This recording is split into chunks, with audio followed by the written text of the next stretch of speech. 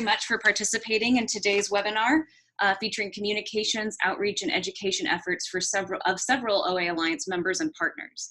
My name is Jessie Turner, and I'm the project manager of the OA Alliance and will be shepherding today's webinar. And just a couple things to note before we get started. I've gone ahead and muted most of your lines, so you'll have to unmute yourself to ask questions or give me a quick chat, and I can unmute you. I'm going to run through the list of participants today rather than going around the horn.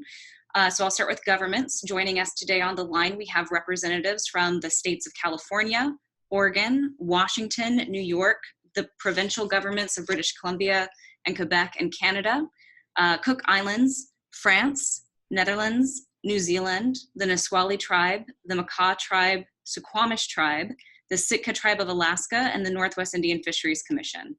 We also have representatives from the following affiliate members and partners, including the Nature Conservancy, Monterey Bay Aquarium, Ocean Conservancy, Natural Resources Defense Council, the Alaska OA Network, Plymouth Marine Laboratories, Pew's Lenfest Ocean Program, the University of Otago, University of Washington, University of Maine, Olympic Coast Marine Sanctuaries, Hawkeye Institute, IOC UNESCO, and NOAA's Ocean Acidification Program.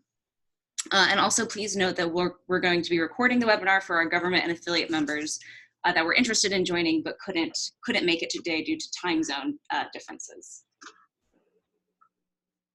Okay, so we'll go ahead and begin with just a very brief overview for new partners to this effort with a quick overview of OA Alliance goals and outcomes. So launched in 2016 by the 4 West Coast jurisdictions of Washington, California, Oregon, and the province of British Columbia and Canada, the OA Alliance now brings together a diversity of governments and non-government actors across the globe to highlight and take action on ocean acidification. Since its launch, the OA Alliance has grown to over 80 members, and we are still growing. The OA Alliance calls for the creation of OA action plans by member governments and interested affiliate members that will advance scientific understanding, reduce causes of acidification, protect the environment and coastal communities from impacts of a changing ocean, expand public awareness, and sustain international support for addressing this problem. OA action plans are meant to describe real, tangible actions that governments and affiliate members will take or are taking to respond to the threat of ocean acidification. And today's webinar will focus on expanding public and community awareness, along with strategies for increasing decision maker and policymaker engagement. Core outcomes of the OA Alliance, including the advancement of OA action plans, elevating OA within international and domestic climate agreements and other relevant frameworks, and building a diverse coalition of governments and non-governments calling for actions. So our intention for today's webinar is to feature and share information across our OA Alliance membership and partners. We also recognize that many members of the OA Alliance are already advancing critical efforts to inform policymakers about this issue and to engage local communities in this work. For this webinar, we chose a sampling of presentations in an attempt to describe how our members are reaching different audiences, specifically including local decision makers, industry and commercial fishing communities, international climate change negotiators, as well as primary schools and K-12 educators and students. We hope that the presentations today will prompt questions like how best to discuss and describe multiple stressors, including the combined impacts of ocean warming and loss of oxygen, how best to answer questions like, is OA a problem that will affect my fishing business now?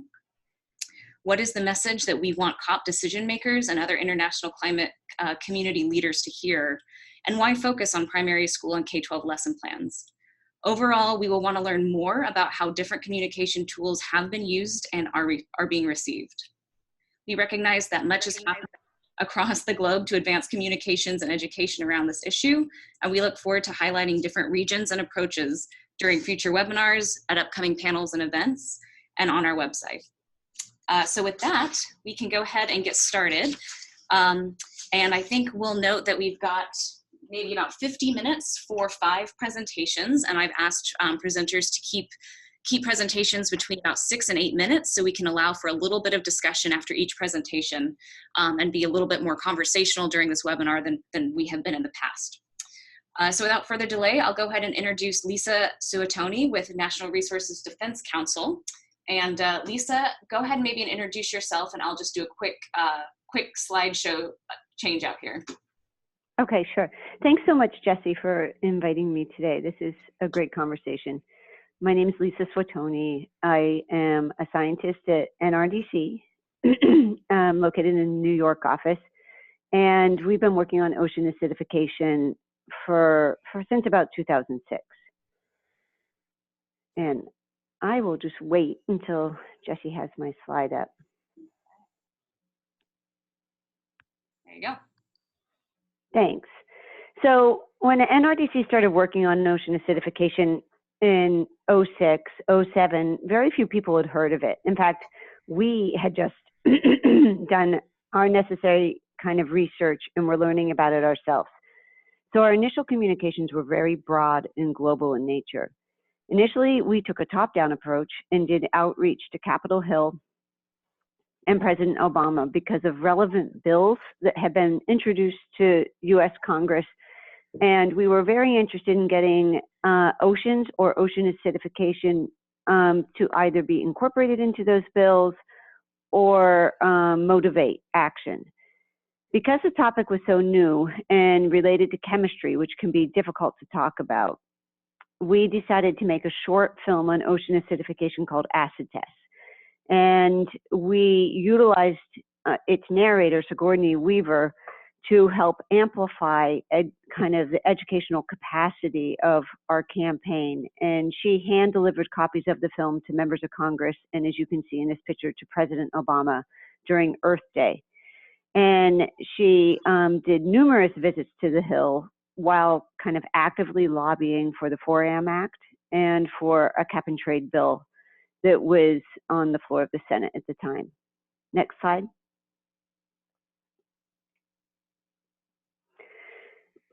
But it was clear that after this communication efforts, that there was a discrepancy between what the decision makers were hearing and what the scientists were saying. We suspected that these broad communications made ocean acidification look like an amorphous, uncertain problem in the distant future, despite the fact that there were a group of experts who were quite alarmed by what they were studying and alarmed by the potential impacts that ocean acidification might have on marine ecosystems and human communities. So after the 4AM Act passed and the cap and trade bill we were working on failed, we decided to shift our communications to be more local and more about what risk certain areas might be facing from a social perspective. Next slide. However, to be able to do this in a legitimate manner, we decided we needed to conduct a vulnerability assessment. So we conducted a social vulnerability assessment at the level of counties, at least initially, in coastal states of the United States. And our question was, what counties or states in the United States are most vulnerable to ocean acidification from the perspective of their reliance on shelled mollusks for either jobs or economic input, etc. We had a very narrow lens that we looked at vulnerability, and that narrow lens was partly because it was a new application. It was a new science, and we wanted to see how far we could get through this kind of narrow lens where we believe there would be some data. Next slide. So following the completion of that vulnerability assessment, we went back to Capitol Hill and with a very state-specific messages.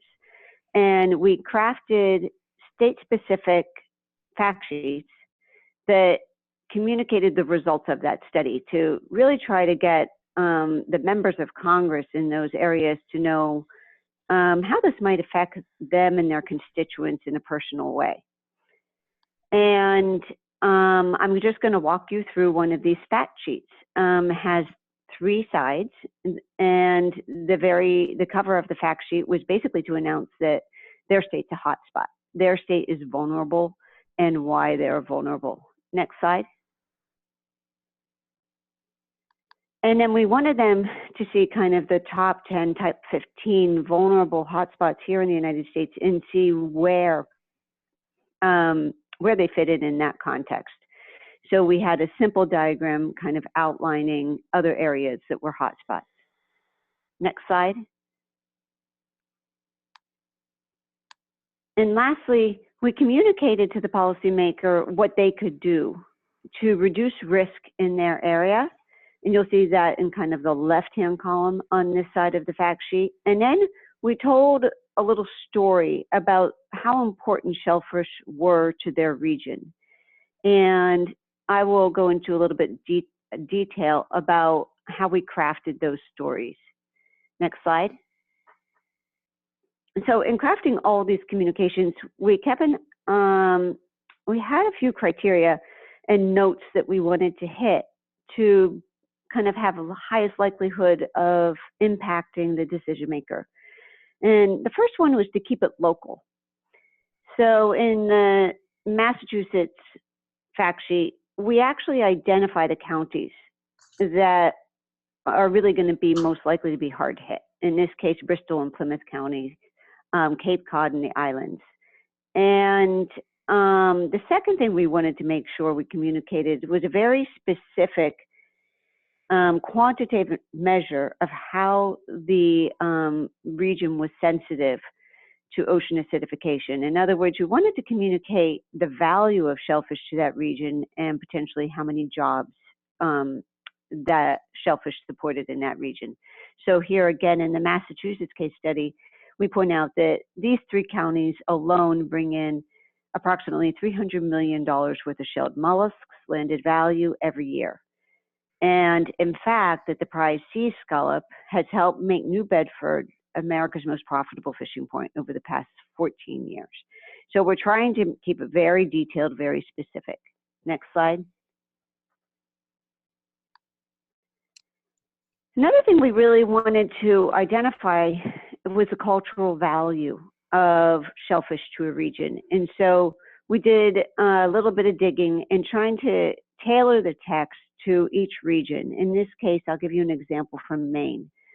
Here's an excerpt from one of the fact sheets. We talked a lot about the economic value of shelled mollusks to Maine, but then we say, but those numbers don't really get at the real meaning of clams to Mainers. Just ask anyone with a memory of tugging on a pair of rubber boots and heading down to the waterline, grasping a mother's hand in a clamming rake, or anyone who has dug a pit for a summer clam bake. Here, clams are culture, they're tradition. And so in every one of our state fact sheets, we really try to, tug at the heartstrings or, get to some other element besides economic value.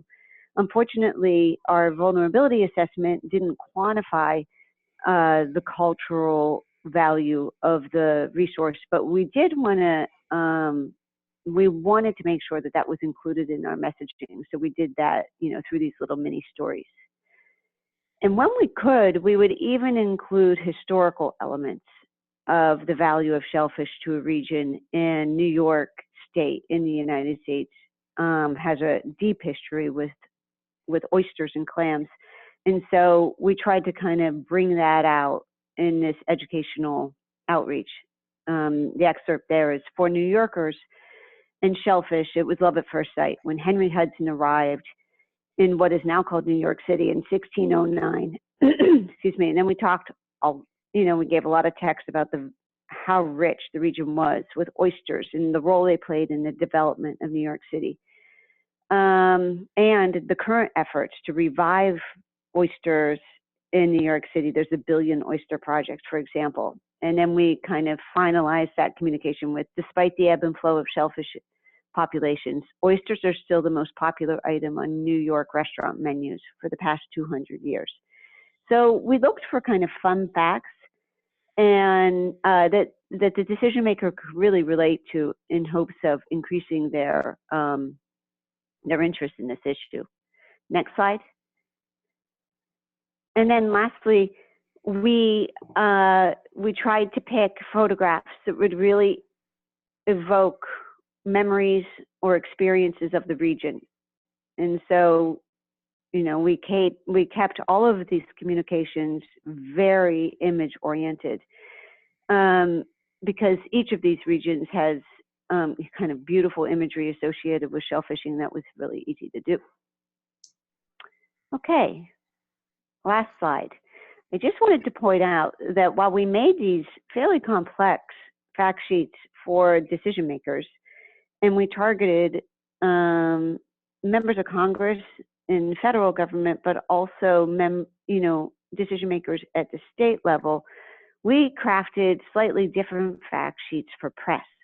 So whenever someone would call us for information on ocean acidification, we had these state-specific fact sheets that we would give to journalists to help orient them to a fuller story on ocean acidification and give them a little taste for kind of the lens for the social impacts for ocean acidification. So that's it. If you have any questions, I'm happy to answer. Great, thanks so much, Lisa. And I'll quickly stop share and get new slides up. Any questions for Lisa at NRDC, noting that you're probably on mute and will have to unmute yourself.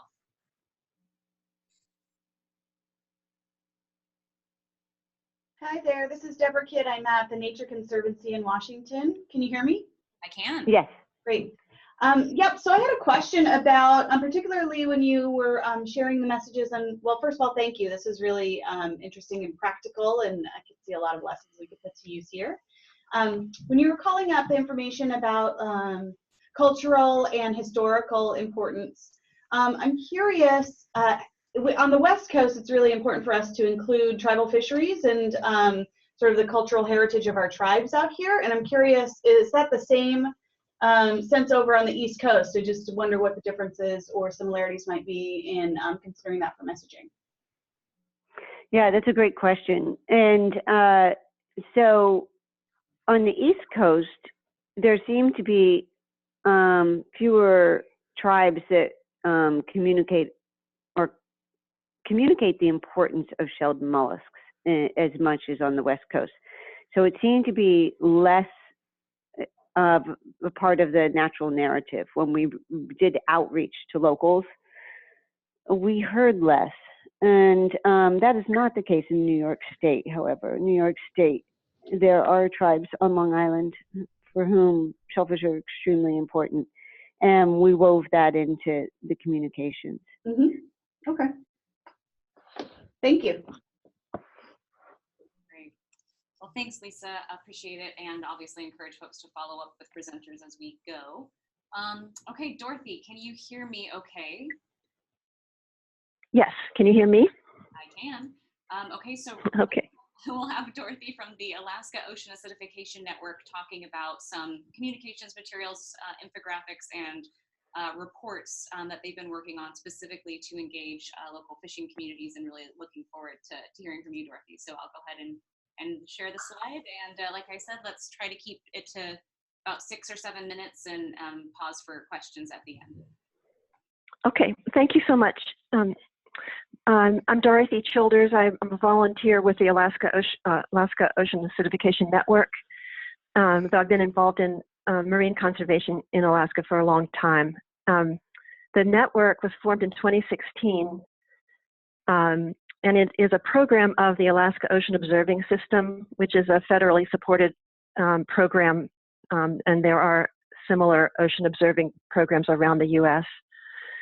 So the mission of the network is to engage with scientists and stakeholders to expand the understanding of OA processes and consequences in Alaska, as well as potential adaptation strategies. So we are organized in a number of different work groups, and I'm involved with the seafood work group. And they have gone a bit further with their goal to say that the info that the network provides is for the purpose of enabling themselves to take action on solutions. So the network is not does not have a policy or advocacy role, but we hope that the information sharing that we facilitate makes it possible for others to participate at all levels of policy development. Our role has really been to deliver science to different constituencies to help people understand what's going on, what might be our future, and to think through how they want to prepare for that. So all our constituencies are many, including tribes and various coastal Alaskan groups. But the seafood industry is an obvious audience because Alaska has a very large and dynamic fishery and lots of community reliance on fisheries. So one of our primary ways of reaching fishermen has been through community science presentations, and we do it by sending scientists to communities who ask for that, or sometimes we have gatherings in fishing communities where scientists are present electronically on a screen, and they can give their presentation that way and take a Q&A live from the audience.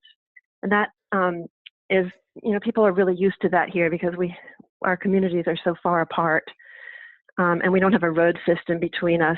So it's a lot more cost effective to do it this way. And it's been quite effective and really appreciated. And I would say that the OA network has really upped the quality of these and quantity of these kind of presentations.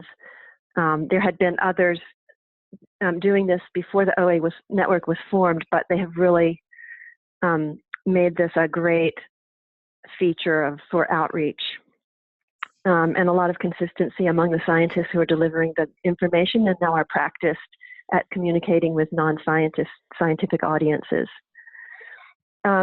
So one of the questions that Jesse asked we address is whether or not OA is a problem that will affect my fishing business now. And it's an interesting question to ask right now because we just had a meeting about this, or a teleconference about this just a few days ago. It's a complicated answer. So it's been one of our challenges in communicating with the fishing industry is we don't have very specific answers about what is going to happen to your fish or your fishery or your business. There's no disagreement in the scientific community about the chemistry, but there are differences in how to relate what we know about trends and impacts. And the biological research is, far behind the chemical oceanography research. So there's a lot of unanswered questions. There's one very clear story with regard to king crab, where the body of experimental research in the North Pacific has reached some conclusive findings that are showing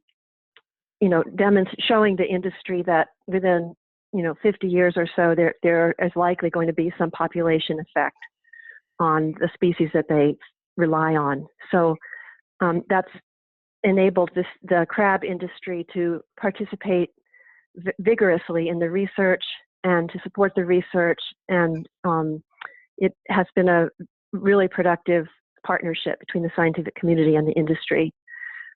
Other sectors of the fishing industry don't have such clear answers. So they remain very interested and concerned, but a bit frustrated. So how we express what is known about trends on a regional basis or much less a local basis is a lot more of a nuanced answer than is OA happening right now. And it's not, these differences are not always easy to convey to people who aren't scientists. So we're working on that now. And I think that's our current challenge, is how to answer that question and in a way that's helpful to people. But our scientists are really very strongly communicating their concern about the future, even though there's not a smoking gun. And people are beginning to understand that colder waters in the north are especially vulnerable to acidification, even if we can't necessarily measure, trends in a very specific way. I think that is the next step that scientists are trying to move toward, and synthesizing the data that have been collected and working on better ways to convey that reality. How am I doing on time? You're good. You got about Okay. 1 more minute or so. Oh, okay. Well, so we've produced a couple of publications, which I think are on the screen, although I can't see the screen.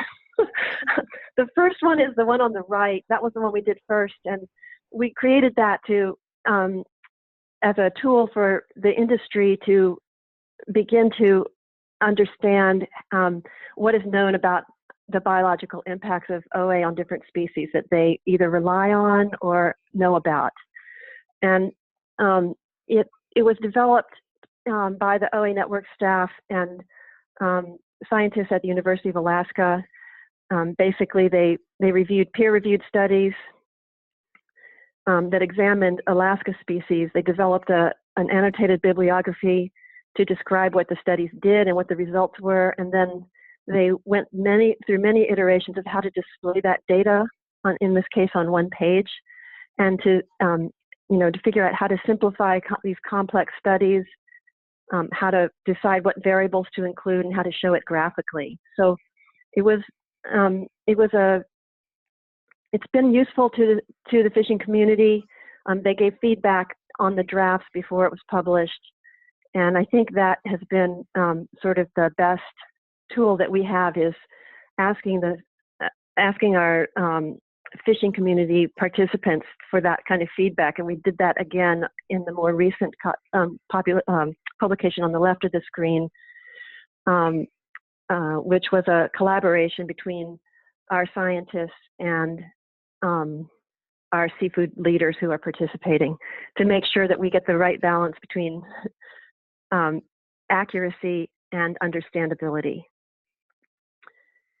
So those are more of we're looking at doing more of those kinds of things and updating them continually so that we can keep the seafood industry engaged and aware of what is known and what questions remain, and to help them provide the kinds of direction to us so that we know what information they need to help themselves be more active and on whatever level they choose to be. Thanks. That's great. Thank you so much, Dorothy. I'm so grateful for your time today. And I'll just quickly note that the Alaska Ocean Acidification Network has an amazing website. So for folks that want to learn more and see more products and content like this, I really encourage you to check out their website. Any questions for Dorothy while I transition to our next speaker's slides? And make sure that you're probably on mute, so you have to unmute yourself if you want to ask a question.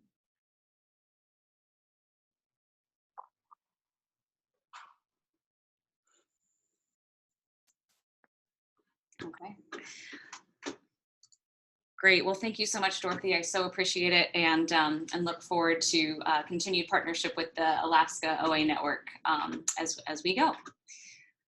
Okay, and so our next speaker is coming from the UK, and thank you, Carol, for staying up late your time to be with us here today from Plymouth Marine Laboratory, speaking a little bit more, talking about showing ocean acidification with a focus on international decision makers, specifically through the UNFCCC and various COP meetings over the last several years. So really excited to have you with us, Carol, and I'll go ahead and get your presentation up, and maybe you want to go ahead and introduce yourself, and let me make sure that you are not on mute here. Let's see. Thank you, Jessie. Can you hear me? I can, yes. Okay, wonderful. It's just after 6 p.m., so it's not quite my bedtime yet. I'm from Plymouth Marine Laboratory in the UK, so the original Plymouth. I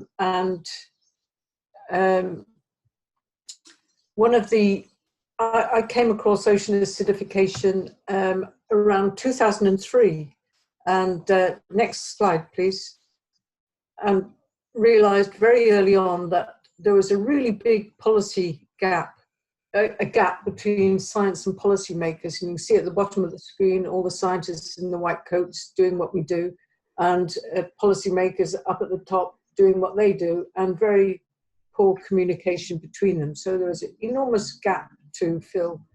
Next slide, please. So what we decided to do was a multi-pronged approach and a multi-level approach. At the bottom of the screen are little red dots. I'm one of these. I'm a research scientist. And one of the few back in that time that really knew that ocean acidification might be a big issue. So we had to inform our directors, the directors of the research councils, that is the funders, our scientific advisors for government, and also different government departments, the economics, the science, the climate change, the business, and the environment and the energy departments. And also pressure groups such as different NGOs, the media also, we needed to bring them on board, and also expert groups, both national and international groups, as well as other user groups. And so it was important to communicate at all of these levels, and this was just in the UK, and then actually move further up to help change the UK policy, but also the EU, because we're part of the EU at the moment anyway, and also international policy. And we had to be really careful with our messaging to make sure that we didn't generalize too much, that we didn't fall into the trap of climate scientists because it was a sensitive time at that point. Next slide, please. And one of the big problems we had is that in the UK and in the EU, the major funders hadn't come across ocean acidification before. So we had to really write it into their research strategies for the future. So it meant sitting on a lot of committees for various scientists and really working at this level to ensure that ocean acidification was funded in the future, because there was very little research on it back there. And this is publications between 2006 and 2016. And you can see the mass increase in ocean acidification in the US, in Europe, Australia, China, Japan. Many of these countries have their own ocean acidification programs now. So it was part of our programs were international, to be international, to collaborate internationally, and to build capacity in other countries. And I think that's been pretty successful. Next slide, please. And this is evidence of the successes. There's huge growth in publications. But also we had to get the message to stakeholders. And this is really an international concerted effort by scientists around the world. From various reports, for example, the Royal Society report was one of the first. There were hugely important conferences by SCORE and IGPP and IOC UNESCO, and also in the US there were important ones, and there were important FAQs that were written. This was to really help incoming scientists, because ocean acidification spreads across so many different subject matters. It was really written by experts for incoming scientists to understand what ocean acidification was all about. And there were important documents, for example, written by key scientists on how to carry out experiments, how to measure ocean acidification, because it could be very easy to waste a lot of time. Next slide, please. And we realized early on that as ocean acidification is mainly a CO2 problem, we really need to make sure that it hit the negotiations on climate change. And as the Intergovernmental Panel on Climate Change feeds important information to the UNFCCC, which is the climate change negotiation body, we had to make sure that the IPCC took on ocean acidification. And I'm pleased to say in 2007, the report, the IPCC report, ocean acidification was mentioned for the first time. That was a major achievement. And in 2013-14 reports, it received far greater attention, as did the ocean itself. It was just amazing to see the ocean growing, so to speak. And then it was mentioned in the special report on warming, which was published last year. And of course, there was a call during the Paris Agreement meeting, there was a call for a special report on the ocean and cryosphere and climate change. And that comes out towards the end of this year. And I'm fortunate enough to have been involved in all of those. Next slide, please. As of many other scientists have really dedicated their time to making sure these reports really synthesize the knowledge gained from all these publications. And other UN bodies have become increasingly aware, and IOC UNESCO has been up there at the very start, and ocean acidification was in its blueprint of priorities for ocean and coastal research. The Convention on Biological Biodiversity also has published 2 reports on ocean acidification, UNEP, and even the World Bank has done that.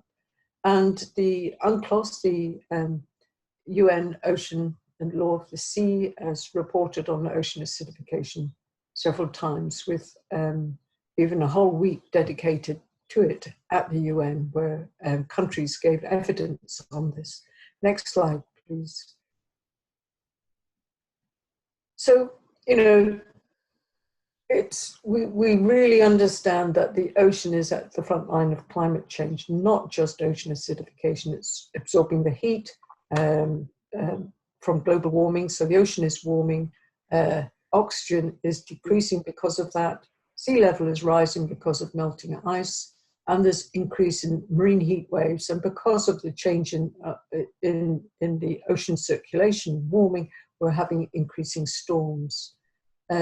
So the best place to go is the UNFCCC, because Article 2 directly is relevant to that. So that was a place to focus. So next slide, please.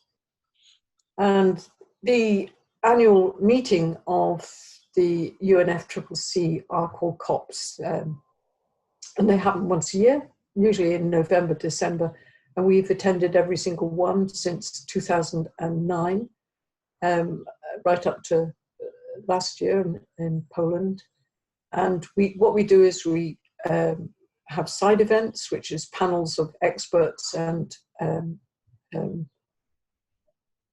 basically talking about the ocean to the delegates. We've co-organized the Oceans Day when they've occurred. We've held press events. We've had exhibition stands so that we can engage the delegates, because most of them at the very beginning didn't know that the ocean really played such a major role in the Earth's climate, and had no idea. So we had to educate them from the very start, and then educate them about the stresses that the oceans were under. And we also involved developing countries and young scientists, because we believe that was very important as well. Next slide, please. So just some of the successes that we, and I include all the scientists that have been involved in these, is there's been major research investment in ocean acidification. It's been included in IPCC and other UN reports. There's been 10 years of activity at the COPs. The ocean and its ecosystems were mentioned in the Paris Agreement for the first time, and there's a Sustainable Development Goal, target, 14.3 specifically on ocean acidification. We now have a global ocean acidification observing network, and PML hosts the Northeast Atlantic Hub, and even the World Meteorological Association organization has included ocean acidification as one of its global climate indicators. That was last year, which is just fantastic. It means it's really spreading. And the Commonwealth produced a blue charter, And one of the action groups is on ocean acidification. That's being led by New Zealand, which has its own acidification program.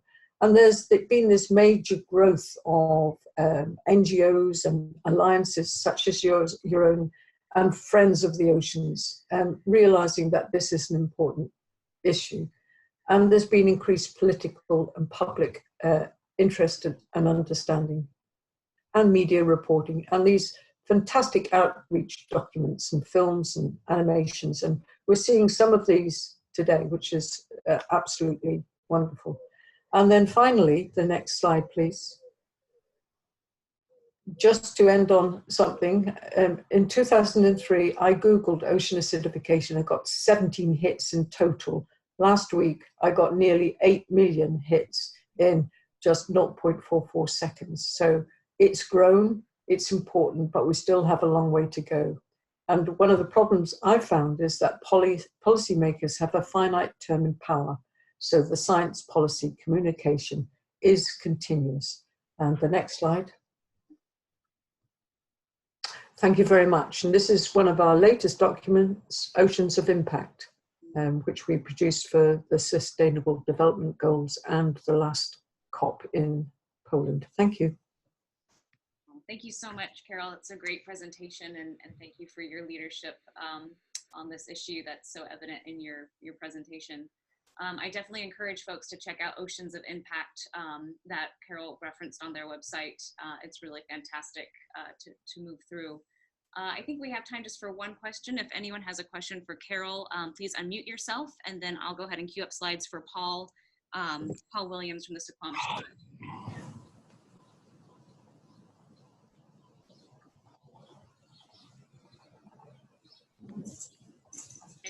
Any questions for Carol?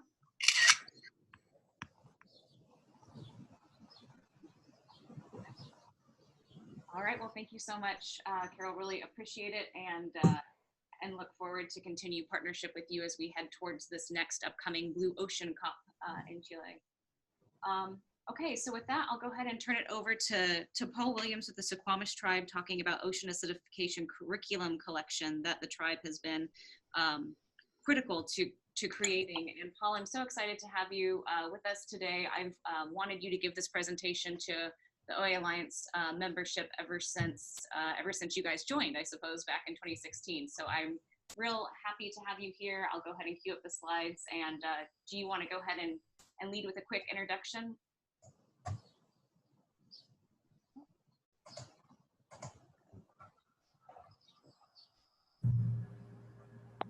All right, Paul, can you go ahead and, can you hear me?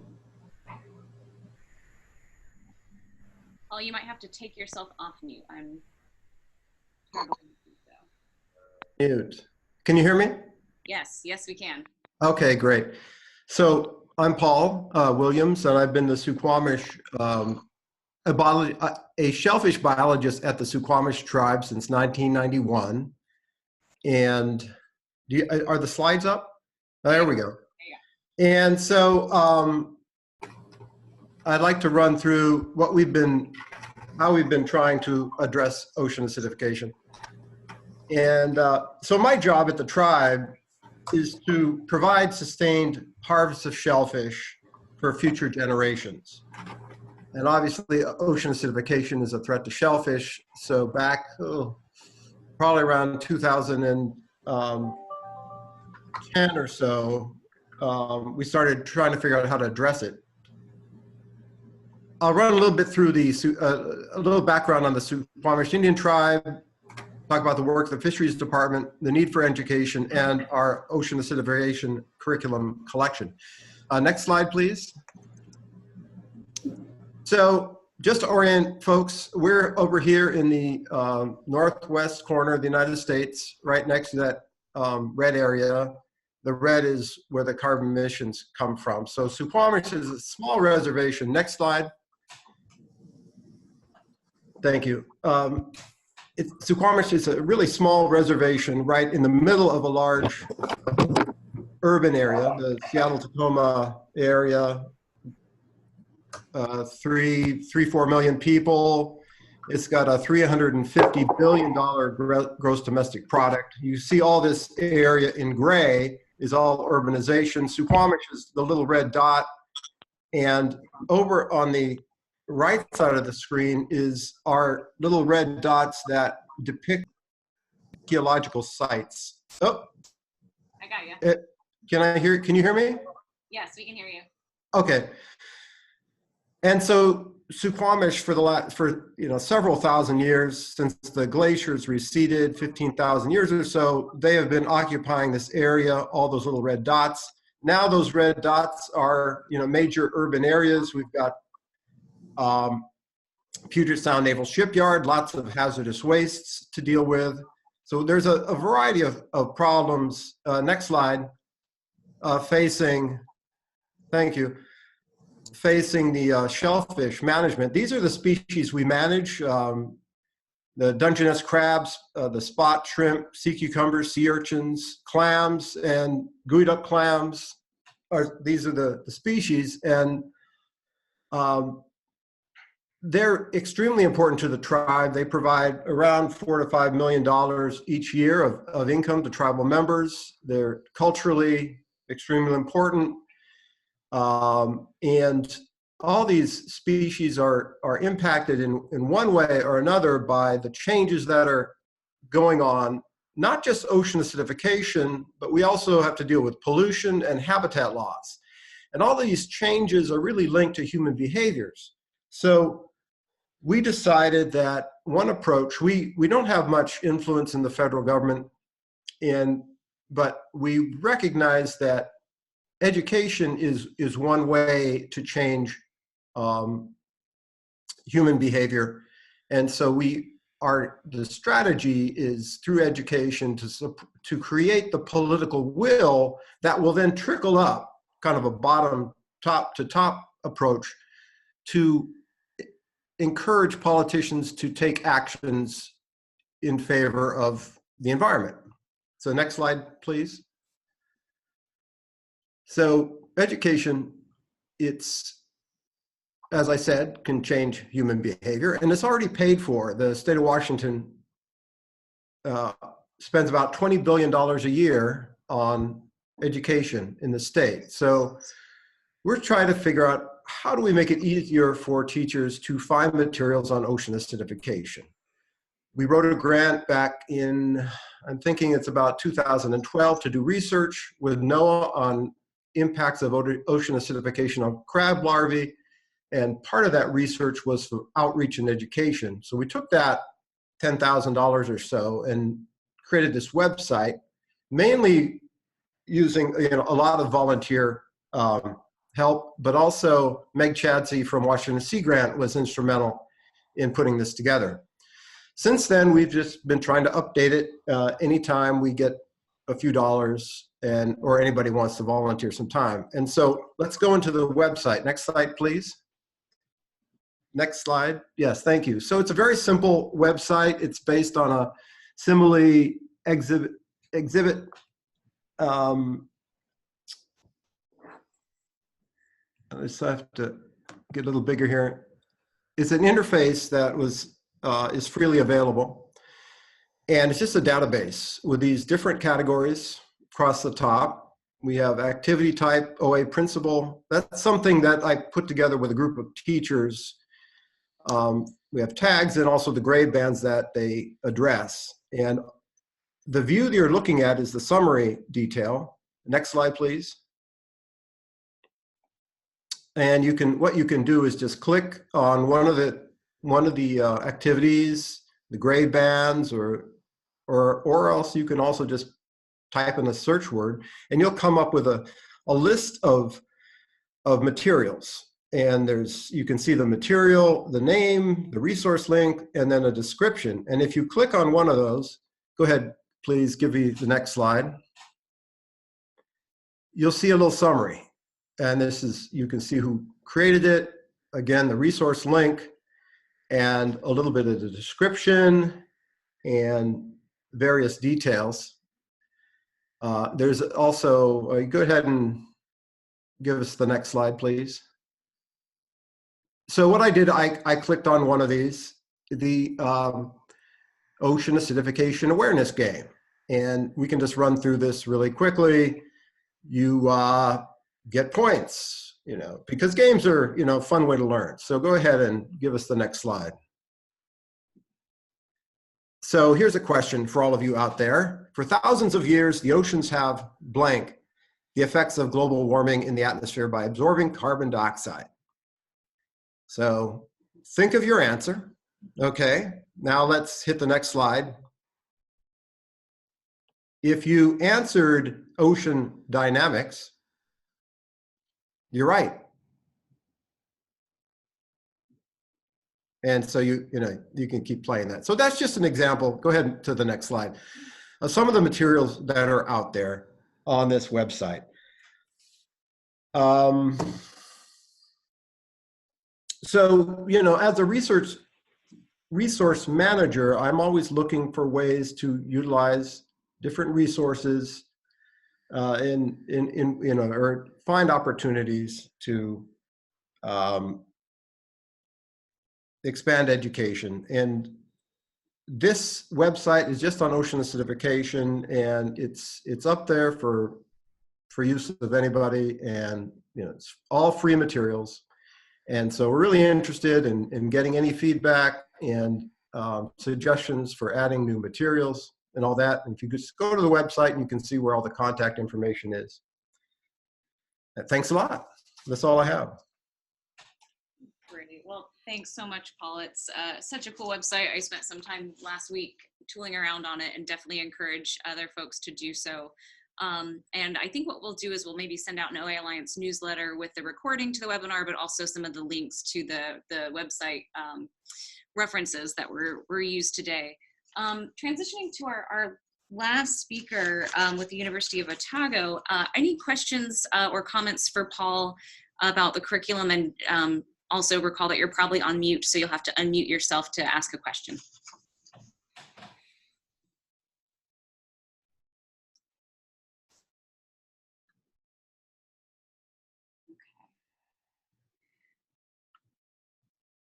Okay, and I apologize. I might have accidentally muted many in my attempt to silence background noise. So thank you so much, Paul. Really appreciate it, and really glad to have your presentation today. So last quick presentation will be from the University of Otago. And Stephen, can you hear me okay?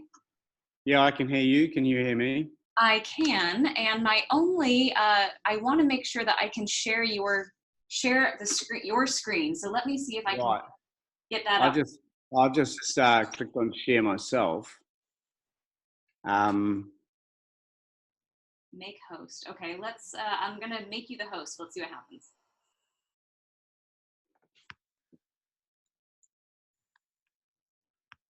And I'll share. Okay. All right, do you have controls in front of you to go ahead and share? Perfect. Does that look like... Yeah, it looks like my desktop. It looks like your desktop? It's very good. Okay. I'll just bring up the... Is that good? Yeah, I think, yep, there you go. You can see us here? I can. So you can see the image of the New Zealand Marine Studies Centre. We're an outreach education program embedded in the Marine Science Department of the University of Otago, and we're in Otago Harbour down at the edge of the Southern Ocean. And you ask the question, what is our mission? Well, you can see there on the right, it's really to encourage New Zealanders, not just local New Zealanders, but New Zealanders throughout New Zealand, to engage with the science of the sea and care for it. And we use the little wee saying to bring people in touch with the sea. So we're very much in the process of bringing students to us and engaging in real world science, getting wet and salty. And we're very lucky that we have the Marine Lab nearby. And that kind of leads to the development of the resource that itself, the Oceans of Tomorrow, We have quite a number of academics and students in the department who were working on ocean acidification, and so it was quite a topic and quite a concern amongst staff, and that sort of spread to everybody else. And then we had the call from teachers and schools if we could provide some support and help with their teaching in that field as well. So it wasn't commissioned, it rather grew out of practical investigations that we were beginning to use as we tried to turn the science being done in the department as something student friendly, and also to address these requests by teachers. And then we trialled it with schools. We had really good input from postgraduate research students who were assisting in education who were working in ocean acidification. We had good support from academics in the department whose field it was and who were linked with the community in New Zealand, the science community in New Zealand. And we took them on the road and made them into little units of work with smaller bit of equipment to small rural isolated schools, because we thought if they could work there, then they would be user-friendly for teachers elsewhere. And that worked pretty well. It led to sort of tweaking it a bit more. And then it was decided that it would be useful to put this together in a manual for teachers, which is what the Oceans of Tomorrow really is. And got that printed. And the major funding came from the Laura and Ira Fisher. It's a private charitable trust that provided the bulk of the funding. But maybe there were a lot of other supporters. I can show you the inside of the booklet, and you can see down the bottom there, that's the New Zealand Ocean Acidification Community, CARM, NIWA, National Institute of Water and Atmospheric Research, were pretty involved as well through the community of scientists. You ask also the question, what sort of levels it aims at? Well, on the left, you can see a group of year 5 and 6. These are students who are sort of 8, 9, 10-year-olds. That is used by teachers, and that we use it for those, but we only take certain parts out of it, and sometimes we simplify it. You can see these students here have set up the a sort of a mesocosm here with seaweed and animals and controls to look at the effect, and rock pools of respiration and photosynthesis. And it's getting it real and hands-on, and they actually see it happening in real time. That makes them start to think about these things.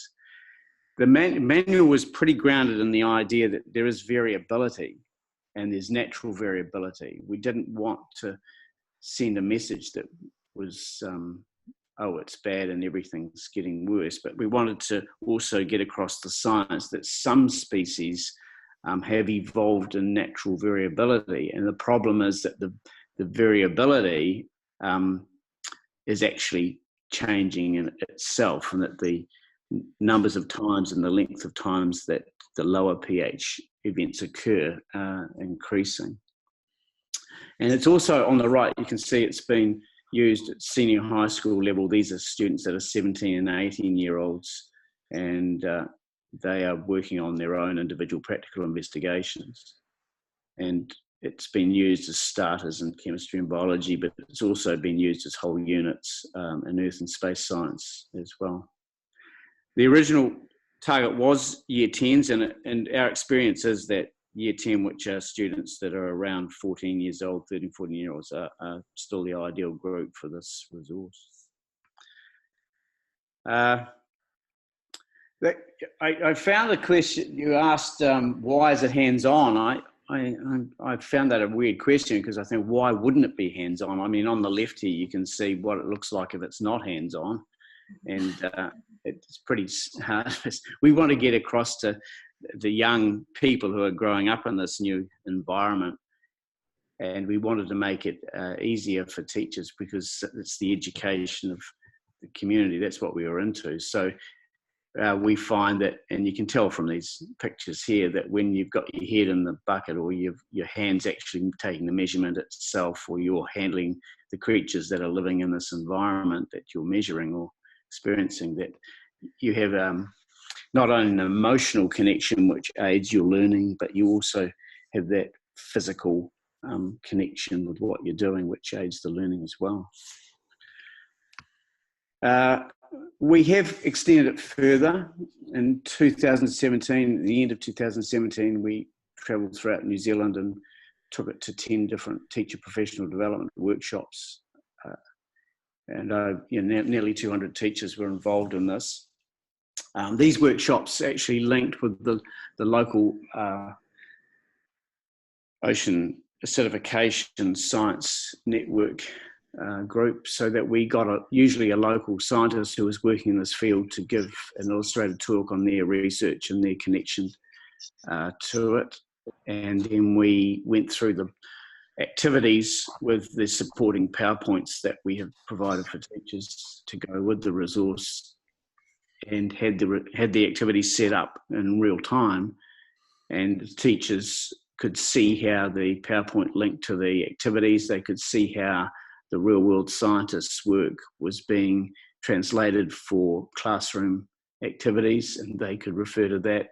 The PowerPoints by the research scientists were also available to the teachers if they wanted to use that in their teaching as well. And then the teachers actually did the activities, and we could be there to help guide them how to set them up and how to work them, and then take their questions and problems.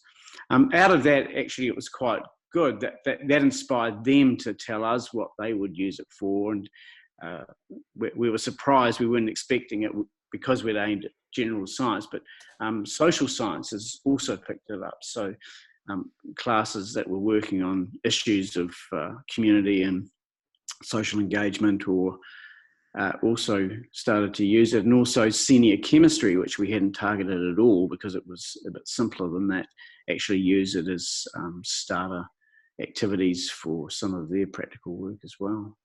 And we have, since then, in conjunction with the local school, developed a 3-day program for Earth and Space Science, which is a curriculum area that's just developing in New Zealand. And students in New Zealand in the senior high schools are challenged to do their own practical investigations, which are internally assessed and then externally moderated to do real science. And that's been part of one of those as well. Feedback has been pretty positive. Teachers have been pretty excited, and we know that a lot of these teachers have taken parts, if not all of it, and used it in the classroom. We still deliver parts or the whole program when requested to year 9 and 10 groups that come to us and visit us, and we get groups from all over the south half of the South Island. And the students, we are pretty pleased with the changes and results, although I might add that we've learnt over time that you can complicate things by getting the students to measure too much. In the early days, where we got them to measure salinity and temperature and everything, we would get answers back from the younger students linking salinity to ocean acidification in a bald way. But if we are clear about that, we can learn from these feedbacks too how to fine tune it and hone it. But I think you'll see from this that the students' confidence in their own knowledge about ocean acidification greatly increases, and their links to key issues of the anthropogenic source of carbon dioxide and the burning of fossil fuels as being a major link through climate change to changes in ocean pH, pretty well shown by the changes between the original student survey and the final student survey. We continue to try and further our own education. We recently had Professor Sam Dupont from Gothenburg University, who works in collaboration with one of our staff members, Miles Lamar, who works partly in this field, give a very good day's support to our staff, our education staff, and also our laboratory staff. And we invited local teachers to come to that as well. So it was a great intermixing of work. And we'll continue to sort of change and hone what we do and hope that we can get it out to as many students and as many as future citizens of our oceanic planet as possible. Well, great. Well, thank you so much, Steve. I so appreciate you waking up really early to give this presentation and to share this publication. And again, I think we'll go ahead and share the website and the link to the Ocean of Tomorrow curriculum in our next newsletter, if that's all right with you. So Steve, is it possible to go ahead and make me the host from your vantage point? Let's see, maybe probably is. Give the controls back over to me if you can. But other than that, I would say thanks. I know we're over time. There you are. I got it. Perfect. Thank you. I know we're over time, and thank you all so much for your commitment to this work. It's really fun to be going on this journey with everybody, and looking forward to another newsletter that will be coming out probably end of this month, and alluding to a couple more webinars that we'll have this year, in addition to some upcoming events like the UN Secretary General Climate Meeting, in addition to our Ocean Conference and COP25, and really look forward to your engagement in that effort. So thank you all very much, and signing off for now, and wishing you a great morning, afternoon, and evening.